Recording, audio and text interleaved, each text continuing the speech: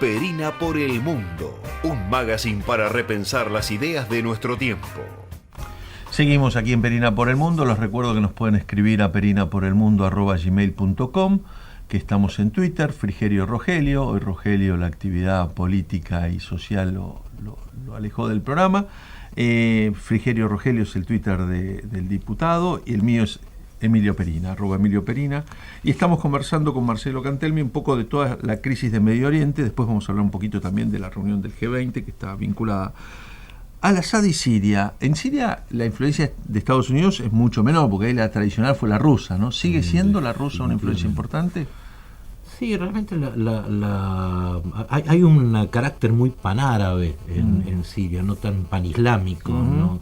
Aunque el país es musulmán, el carácter socialista, entre comillas, que le dio la dictadura a Assad, que inició el padre de Bayar, tiene 43 años ya, porque hasta el 2000, 30 años gobernó el padre, y desde el 2000 para acá gobierna el hijo. Es una dinastía, es el único país árabe que se dio el lujo de que no se pudo dar ni Libia. Ahora, ni había otra expectativa con el hijo, porque él estudió en Londres, estudió en Occidente, se casó con una inglesa, ¿no? Sí, la mujer que se llama Asma es ciudadana inglesa. El tema es que si vos, cuando empiezan las rebeliones, los discursos de Bayar más o menos intentan detectar eso, como hizo la corona de Marruecos, que hizo un montón de acomodamientos y zafó. Intenta hacerlo, pero lo hace mal. En realidad, el gran problema inmediatamente antes de esto, que Siria vino una gran sequía, y eso se le suma el problema del aumento de los costos de los alimentos de demás. Entonces se genera una protesta a partir además de un maltrato muy fuerte que reciben unos chicos. Todos los incidentes en el siempre empiezan con algo trivial, con ¿no? algo trivial o aparentemente trivial. O aparentemente trivial y derechos humanos. Primero es como que satura, digamos, además de todo esto, ¿no? Pasó en Túnez, pasó en Egipto. ¿Y cómo es el personaje? El personaje es un hombre muy educado, de muy buenas maneras, muy gentil, muy europeo. Él es un médico que estudió en Londres y que fue convocado de urgencia porque el que iba a heredar el poder era el hijo mayor, que muere en un accidente. Entonces Bayar tiene que salir de Londres, lo nombran así en cuestión de poco tiempo todos los cargos militares que se te puedan ocurrir para que calce Fitwell en el rango, y lo convierte en presidente. Se hace una elección de esas que en esos países se ganan por 98%, también su elección de 98%, donde todo el mundo fue entusiasta a votarlo.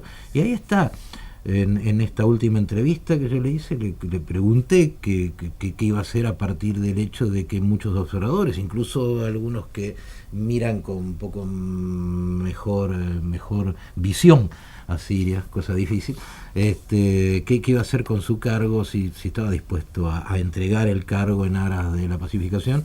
Y dice que el año que viene va a haber elecciones y que la gente decidirá que se vota, pero que él depende de eso, de ese gesto democrático. Yo le digo, pero ¿cómo se va a regular eso? ¿Cómo se va a observar esas elecciones? Y dicen, observadores acá no, dice, a lo mejor algún país amigo, China por ejemplo. Le digo, ¿cómo China va a observar las elecciones? Detrás del hecho, y él coincidía en esto, por lo menos retóricamente, que él tendría que dar un enorme gesto hacia afuera de mucha libertad de prensa, que entre mucho periodismo a mirar esos comicios, por lo menos, y dejar que la cosa fluya, de modo que eso sí alivie y se permita, él dice, una sucesión, porque hay partidos opositores. Incluso una de las oposiciones es bastante marxista. ¿Y a esto le asignás alguna chance? No, en absoluto, porque detrás de estas presencias de estos hombres fuertes hay intereses muy consolidados. Esos intereses no van a entregarlos, a no ser que se los saquen. Es lo que pasa en Egipto, que es el ejemplo, vos tenés razón, es la vidriera más clara.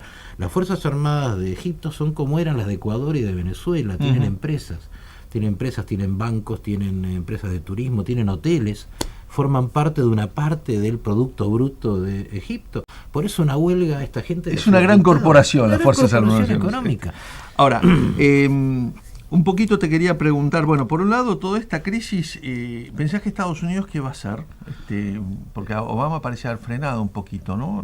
Lo interesante de la mirada nuestra del análisis es que esta crisis, que debía haber sido acotada, se convierte en la vidriera más clara, más rotunda, las dificultades que tiene Estados Unidos como potencia para imponer su criterio. Este es un gran cambio. Hay dos cambios importantes: el descubrimiento de oil gas en Estados Unidos, que hace que no sea tan dependiente de Oriente Medio, lo cual cambia realmente la geopolítica mundial, y en perspectiva posiblemente Estados Unidos exporte.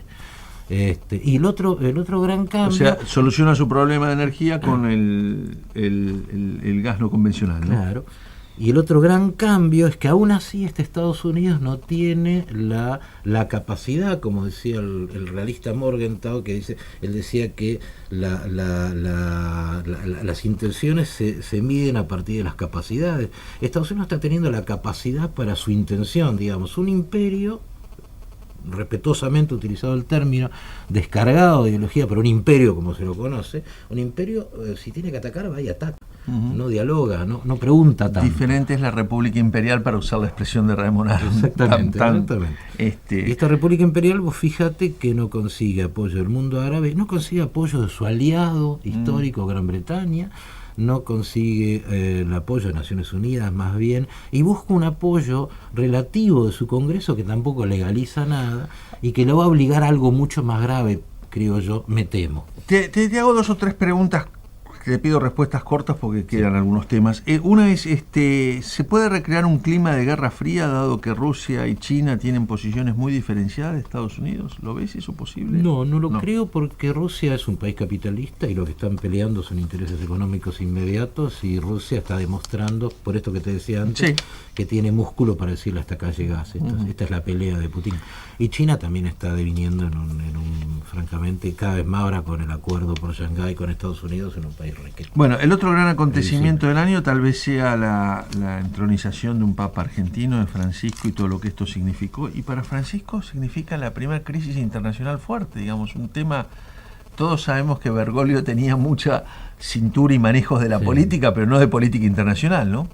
Pero con Bergoglio la Iglesia sí gana más input político. Yo creo que la Iglesia pierde, y vos fíjate que el Islam ha crecido, la tercera religión monoteísta del mundo, la más joven es el Islam, y sin embargo crece de una manera exponencial, y creció mucho gracias a Juan Pablo II y a Benedicto, porque con estos dos papas, al volverse en contra del concilio, la Iglesia pierde densidad con la gente, y no casualmente Bergoglio usa un anillo, un anillo de Pablo VI, digamos, remitiéndose a aquel otro luchador del concilio de la Iglesia abierta. Creo que él está viendo esa capacidad política. No creo que sea escuchado, lamentablemente.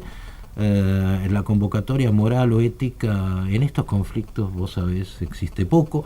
Acá lo que existe es la capacidad o no de actuar, y no es casual que Obama, en el G20, ya que lo nombrabas, en San Petersburgo, está tratando de ver si se aloja en un hotel para estar lo más lejos posible de Putin, porque Putin lo va a tratar mal, o por lo menos no lo va a tratar, o va a hacer notar que esta la perdió. Por ahora, Obama la perdió. Bueno, vamos al G20, que era el tema que nos quedaba. Primero, y voy a ir al revés de lo que aconsejaría, porque voy a empezar por lo local. La presidenta de los argentinos va con una agenda local. ¿No parece un buen momento para ir a pedir apoyos y a cuestiones? Sí, pero no debe ir con grandes expectativas, porque como vos tenés bilaterales importantes ahí, con China, con Rusia, y llevó como principal asesora de economía a Beatriz Paglieri, que es la segunda de Moreno, digamos. Con eso no creo, mucha expectativa. El ministro de Economía no está, debe ser el único país que nos llevó una jefatura de economía. Eso llama la atención, o no, o por lo menos aclara el panorama. Claro, dice quién es el ministro de Economía en realidad, ¿no? Es decir, más allá del cargo. Hay bilaterales importantes para Argentina, no nos olvidemos. Una bilateral muy importante es con China. China es un gran socio comercial de Argentina. En un momento, siempre que no te pelees con Chile, porque no sé por dónde vas a sacar los productos. Si siempre que no te pelees con China. Podemos pelearnos, si nos peleamos con Chile, podemos llegar a pelearnos con China. Claro. Pero China además tiene dificultades de perspectiva, digamos, su crecimiento no es el mismo, y habría que ser muy delicado en lo que se negocia con China a partir de ahora. No sé si este es el caso, ¿no? Y después está la expectativa que en los últimos días empezó a aparecer en algunas publicaciones de un comercio con Rusia o acuerdos petroleros con Rusia, algo que también había sucedido en la década del 50. Claro, con Gazprom. Claro. O sea, reaparece la posibilidad de Gazprom acá en Vaca Muerta.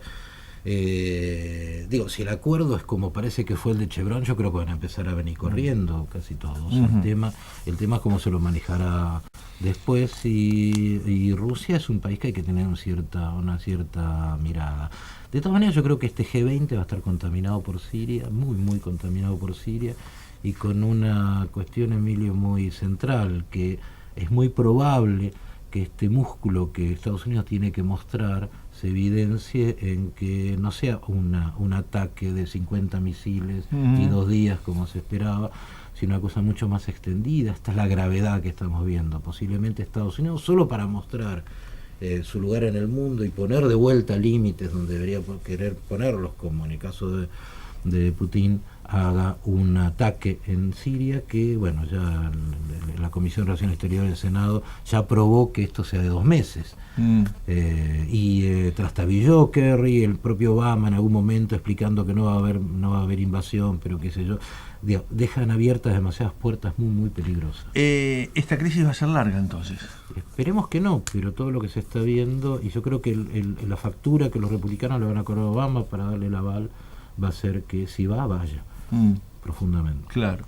Y a nosotros de vuelta, viéndolo desde nuestra perspectiva, el riesgo es que si la crisis se extiende por Medio Oriente y toma otra dimensión, los precios de los combustibles suban en el mundo, ¿no? Sí, eso golpearía muy fuertemente la economía argentina. La perspectiva es grave en varios sentidos, porque va a aumentar la tasa de interés, porque el easing termina, es bastante claro. Estados Unidos además hay que pagar las armas que se gastan, por otro lado. Exacto. Las bombas que se tiran hay que pagarlas. Vas a tener muchos más costos relativos, un mercado que no se dinamiza todavía hacia afuera. Nosotros tenemos bastantes dificultades, bastantes límites, y además la energía que se va a aumentar y nos va a atrapar. Que la energía, en el caso del modelo argentino y del gobierno kirchnerista, es casi la estaca en el corazón, ¿no? Exactamente. Marcelo, muchísimas gracias por habernos acompañado esta noche. Gracias por todo, y bueno, esperemos te molestaremos seguramente dentro de un par de meses. Cuando quieras.